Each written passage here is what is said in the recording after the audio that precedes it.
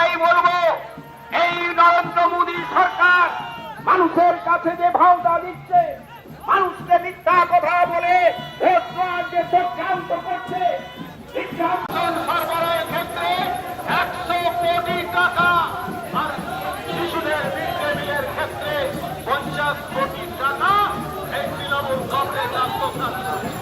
তৃণমূল কংগ্রেস আসন্ন লোকসভা নির্বাচনে রাজ্যের প্রতিটি প্রান্তে বামফ্রন্ট প্রার্থীদের জয়ী করুন।